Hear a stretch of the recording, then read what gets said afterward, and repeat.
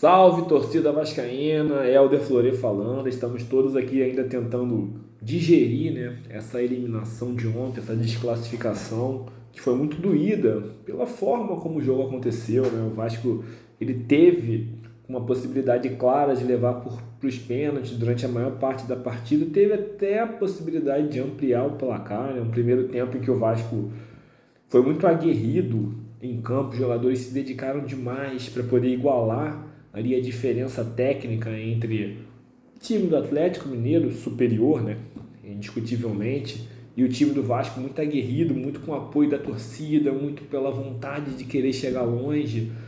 Os jogadores correndo muito e conseguiram compensar isso. O Vasco fez um primeiro tempo de equilíbrio com o Atlético Mineiro. O Atlético Mineiro teve sim uma chance clara ali, uma defesa sensacional do Léo Jardim, mas fora isso não fez nada. Teve mais a posse de bola, mas era uma posse pouco produtiva, né, que nada acontecia. E o Vasco, quando atacava, conseguia ser mais intenso, conseguia ser mais incisivo. Teve o gol de pênalti, um pênalti que, inclusive, estranhamente demorou longos minutos para ser confirmado, sendo que desde a primeira imagem estava muito claro que tinha sido pênalti. Parecia, ficou até uma sensação de que não queriam marcar o pênalti, queriam achar alguma coisa para não marcar. E só marcaram porque era impossível não marcar, uma vez que o toque de mão foi clamoroso dentro da área. O Vasco abriu o placar, o Vasco teve outras chances de ampliar o placar. Teve uma chance com o Emerson Rodrigues ali que o zagueiro cortou, a bola estava indo para o gol. Teve uma finalização do Veguete, teve uma finalização do Puma Rodrigues, uma grande defesa ali do Everson. Teve uma bola do Léo ali também que poderia ter sido gol, acabou não sendo. E a primeira metade do segundo tempo eu já coloco como tenha sido em duas partes, né? A primeira metade, assim, até os 25 minutos, eu acho que ele mostrou uma postura parecida com o que mostrou no primeiro tempo. Eu acho que foi até um pouco melhor, mas foi até um pouco mais organizado do que foi no primeiro tempo. Até os 25 do segundo tempo, a gente esteve mais próximo de fazer o segundo gol do que o Atlético conseguiu o empate, né? Inclusive, acho que o Vasco até equilibrou um pouco mais a questão da posse de bola, mas ainda assim, sendo mais incisivo quando chegava para atacar, quando chegava tendo chance de gol. Teve uma chance claríssima ali do Verratti, que a bola aí ele não esperava, né? Mas era ele o goleiro, foi uma grande chance do Vasco ampliar o placar. E no final do jogo, na segunda metade do segundo tempo, ficou meio óbvio que o Vasco cansou em campo, os jogadores correram demais no primeiro tempo para poder igualar ali a diferença técnica. Isso cobrou seu preço na segunda metade do segundo tempo, o Vasco perdendo aquela vitalidade em campo, aquela força física que estava fazendo o Vasco conseguir equilibrar esse jogo. E lógico, se você tem perda física, a qualidade técnica ela acaba tendendo, né, a aparecer mais. Isso acabou acontecendo. Ainda assim, o Atlético não teve grandes chances de gol. O gol foi um chute de longe, fortuito, na qualidade técnica do grande jogador que é o Hulk. E nessa hora quem tem craque tem a vantagem, né? O craque ele acaba fazendo a diferença em um lance e foi isso que aconteceu a favor do Atlético. É uma pena muito grande, o Vasco, a torcida acreditava demais, os jogadores acreditaram e a gente foi no limite das nossas forças, não merecíamos essa desclassificação, mas infelizmente ela aconteceu. E depois do jogo, uma frustração muito grande, a torcida precisando achar um culpado, justamente frustrada, evidentemente, triste. E nessas horas sempre acaba sobrando para o treinador, é a peça mais fácil de ser culpada. Como se o treinador ele fosse um mago, um mágico, um transformador, como se ele tivesse uma bola de cristal que ele pudesse prever o futuro, saber o que iria acontecer e tomar a partir daí a decisão infalível. Só que não acontece assim, né? O treinador ele está ali para correr risco, ele tem opções, ele sabe que com uma opção pode acontecer uma coisa, com outra opção pode acontecer outra, ele tem que decidir, ele tem que tomar uma decisão e ele acaba tomando essa decisão. Evidentemente tem que ser dentro de uma coerência, evidentemente que essa decisão não pode ser uma coisa louca, mas a partir daí a decisão foi tomada, a sorte está lançada, você não sabe o que vai acontecer. E eu acho que o Vasco fez um grande jogo, reputo como injustas a maioria das críticas que eu vi sobre o treinador, e por isso que eu resolvi gravar esse vídeo, para falar dos erros do Paiva, com interrogação, quais foram os erros do Paiva. Eu enumerei aqui alguns erros do Rafael Paiva que foram citados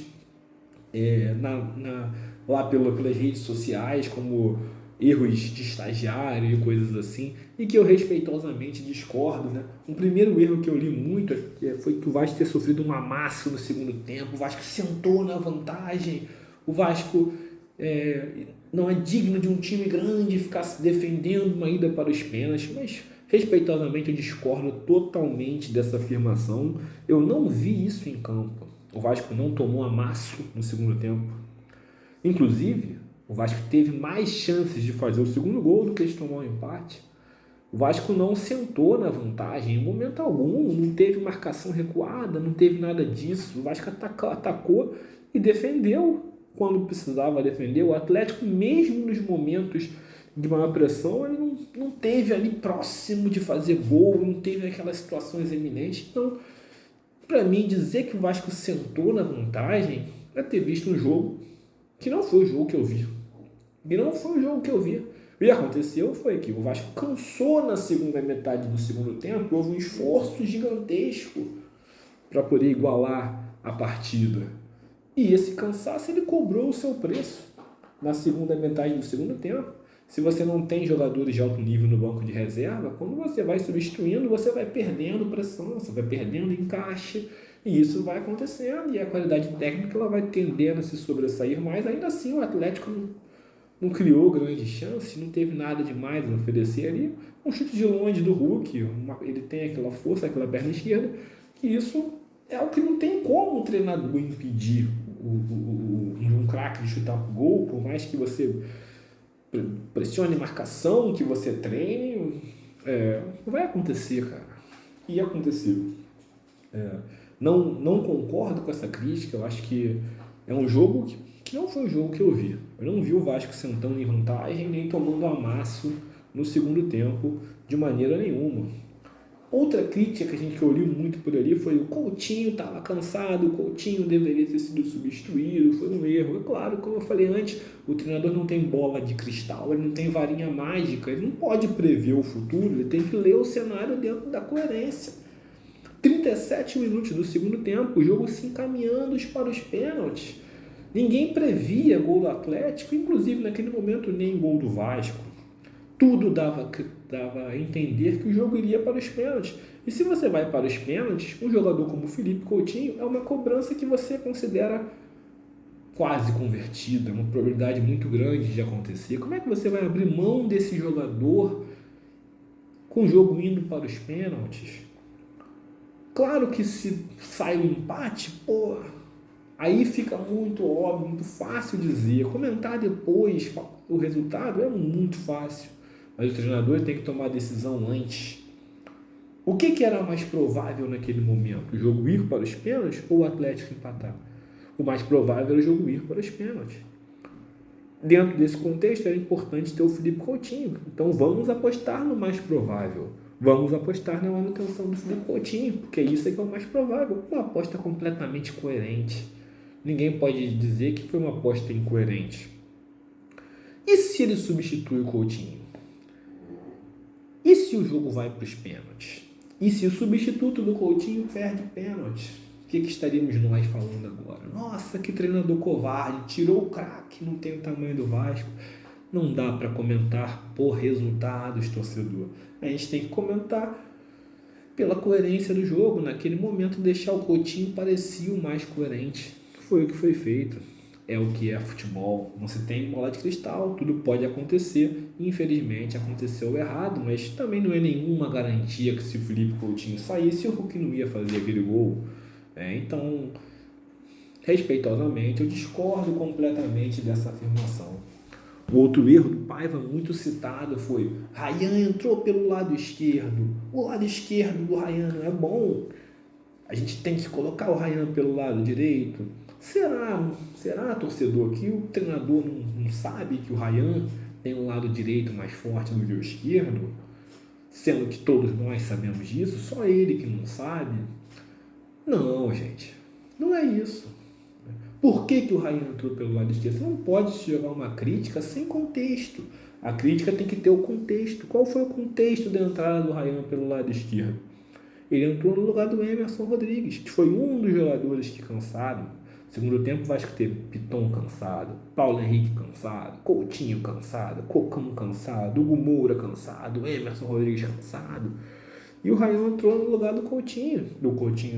Do Emerson Rodrigues pelo lado esquerdo. Quem estava do lado direito? Puma.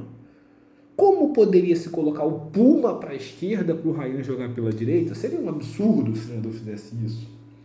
Dentro daquele momento, colocar o Ryan do lado esquerdo era o possível. A outra opção para entrar do lado esquerdo seria ou o Alex Teixeira, ou o Payet, ou Jean Davi. Eu não acredito que o Alex Teixeira faria mais do que o Ryan. Não acredito, pelo que mostrou até agora, que o Jean Davi faria mais do que o Ryan. São esses jogadores que jogam pela esquerda.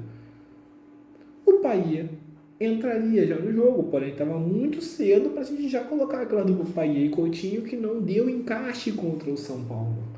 Então a alternativa mais coerente seria colocar o Ryan do lado esquerdo. Precisamos entender que nosso elenco é limitado, temos limitações no elenco. Qualquer decisão que seja tomada não será a decisão ideal, é a decisão possível dentro do que nós temos.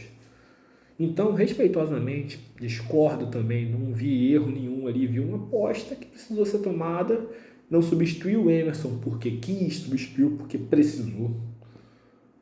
E foi uma decisão tomada dentro de uma coerência de elenco, nada demais. Não concordo com esse erro apontado pelo do Rafael Paiva no jogo. Para mim, não foi um erro, foi uma decisão coerente dentro do que se tem no elenco. Eu li também gente falando sobre esforço. Nossa, como que se tira o Moura e coloca o esforço? Estagiário, e isso e aquilo. Vamos lá, gente. O Hugo Moura não saiu porque o treinador quis tirar o Hugo Moura, ele saiu porque ele não estava aguentando mais, ele estava extremamente cansado, ele estava exausto. Aliás, o Hugo Moura, ele raramente completa um jogo. Ele praticamente é substituído em todos os segundos tempos. Isso é uma coisa que a gente tem que questionar. Por que isso acontece com o Hugo Moura? Vamos questionar a preparação física do Vasco, mas não o treinador. Ele teve um contra-ataque no segundo tempo, que eu vi o Hugo Moura tentando recompor ali a cara dele de exaustão. Era uma coisa absurda, ele estava completamente sem condição de ficar em campo. E aí você vai tirar o Hugo Moura, quais as opções que você tem? Souza, Galdames, infelizmente não se tem opção. O esforço era o jogador que se tinha e precisava se colocar o esforço. Novamente, não vejo o erro do Paiva aí, vejo o erro sim na montagem do elenco. Aí é uma outra situação. E finalmente o Rossi entrando em campo. Eu acho que esse sim é o único dos erros apontados como os erros do Paiva que realmente ele tem algum fundo de verdade, tem uma polêmica aí. Eu acho que dá para você colocar visões distintas. Houve um erro ao colocar o Rossi? Não houve um erro ao colocar o Rossi? Como eu falei, o treinador não tem bola de cristal, ele vai fazer uma aposta. Naquele momento, com o Vasco completamente perdido em campo, o Vasco se perdeu, ele se desmanchou quando ele tomou o segundo gol, foi um baque emocional. Tanto da torcida quanto dos jogadores, ninguém esperava aquilo. E o time se descontrolou em campo. A aposta que foi feita, bom, se a gente não tem como criar chance de gol, se o time está descontrolado, se está todo mundo desordenado, vamos jogar a bola na área e ver que o Veguete ganhou uma. Foi a aposta que foi feita, tinha que se fazer uma aposta. E para jogar a bola na área, quem seria melhor? Alex Teixeira? Não se tem notícia de Alex Teixeira cruzando bolas boas, você tem o que? Jean Menezes, também não se tem notícia. O Maxime, ele é um meia, ele não é um atacante. Ele é um meia, ele é um cara que pode até jogar por ali com uma opção de flutuar por dentro, de fazer aquele ponteiro construtor, né? Que ele chega por dentro e tenta tabelar. Não para um momento que você precisa jogar todas as suas linhas para frente para mandar a bola para a área. Isso não iria acontecer, ele ia tender naturalmente a trazer o jogo para dentro. E o que se tem? Não se tem um Mbappé no banco, não se tem um Messi no banco. Você tem essas opções, ou o Rossi, tentou-se o Rossi, porque há já registros de lances que ele conseguiu fazer bons cruzamentos e o Vasco fez gol de cabeça. Foi uma tentativa errada? talvez. E como eu disse, essa sim é a única questão que dá para ponderar. Foi uma tentativa certa? A verdade é que qualquer tentativa que se fizesse ali, a chance de dar errado era muito grande, porque você não tem opções, você não tinha opções no banco. Você tenta o Alex Teixeira, provavelmente daria errado. Você tenta o Jean, provavelmente daria errado. Tentou o Rossi, deu errado. Mas a culpa não é do treinador. Sequer havia possibilidade de fazer dobra de lateral ali, porque o PH já tinha saído, porque na esquerda o Piton já tinha saído, o Vitor Luiz nem no banco estava. Então não se tinha opções. Tentou-se o que era possível, certo ou errado. Se dá certo, seria o gênio, se dá errado, é o errado. Eu acho que é muito simples se colocar o futebol dessa forma e acaba sendo até, respeitosamente, um pouco oportunista também. Porque a gente não tem a responsabilidade nas costas e aí quem tem a responsabilidade está sempre errado quando dá errado, né? Então, a do Rossi, beleza, vamos lá. Eu acho que é possível se criticar. Porém, quando se joga foco demais no treinador, a gente está tirando foco do que é o real problema do Vasco. O Vasco é o clube que mais trocou de treinador no século. E toda vez o culpado é o treinador. Vamos lá. A culpa desse time não ir para a final da Copa do Brasil é do treinador? Alguém consegue falar isso? Não é possível falar isso. Esse time não foi para a final da Copa do Brasil porque, na real, não era para ter chegado na semifinal, não era para ter chegado nas quartas de final. Não temos elenco para isso. E o que a gente precisa fazer, e aí sim, começando uma cobrança para 2025, a partir do ano que vem, que já era para ter acontecido há muito tempo, a gente enfim ter um elenco que nos permita chegar com constância em fases decisivas. Ganhar, perder é do jogo, mas só é campeão quem chega. Quem chega perde, quem chega ganha, mas quem chega algumas vezes, alguns títulos vai conquistar. Então a gente precisa tornar o jogo de ontem não como algo fortuito, como foi ontem. Ninguém sabe como vai chegar na semifinal. Não, a gente tem que tornar o jogo de ontem como algo plausível na história do Vasco. O Vasco entrar como um dos possíveis candidatos para ganhar o Brasileiro, para ganhar a Copa do Brasil, para ganhar a Sul-Americana, para ganhar a Libertadores, para ganhar todos os títulos. E nesse momento, sim, a gente vai perder, a gente vai ganhar, a gente vai poder apontar os culpados dali do momento, mas nós vamos primeiro ter que resolver as questões estruturais que nos amarram. E aí já fica um pedido aqui, Pedrinho. Precisamos não errar no começo de 2025. O Vasco fez 2 janelas em 2024 e nenhuma das duas melhorou o elenco. O Vasco tinha um elenco no final do ano passado que não foi melhorado mesmo com um investimento milionário na janela no começo do ano. E, com todas as críticas corretas que o Pedrinho fez sobre a 777, ele também teve uma janela no comando dele no meio do ano e o time também não foi melhorado com a janela do meio do ano. Então, a próxima janela tem que ser uma janela que melhore o time.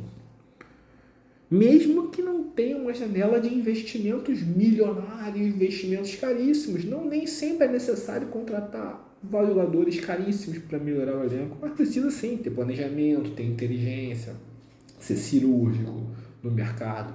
Então, para 2025, vamos montar um time melhor que o time desse ano. E no meio do ano que vem, vamos melhorar ainda mais esse time. E melhorar janela por janela, até chegarmos a uma situação ideal para o Vasco. Mas precisamos sair disso. Melhorar o clube estruturalmente, melhorar o elenco do clube, tornar o Vasco candidato efetivo e não tornar essa final como algo fortuito, como algo ao acaso que aconteceu. Tá? Até lá, ficar achando bode expiatório ocasional, respeitosamente, não vai resolver os problemas do clube. E o que nós temos que fazer aqui, sabe, é querer resolver o melhor para o clube, afinal de contas. é esse clube, essa paixão que vai mover a gente, independente de quem tem opinião, de quem tem outra, sabe? Todos nós queremos é o Vasco forte. E o Vasco será forte quando ele tomar as medidas necessárias para que isso aconteça. Tudo bem? Gostou desse vídeo? Concordou com esse vídeo? Deixa um like aqui, tá? Deixa um comentário também. Vamos falar de Vasco, vamos seguir aqui sempre exaltando e querendo o melhor, colocando a marca desse clube no ponto mais alto, que é onde realmente está o lugar do nosso Vasco da Gama, beleza? Saudações vascaínas, grande abraço a todos.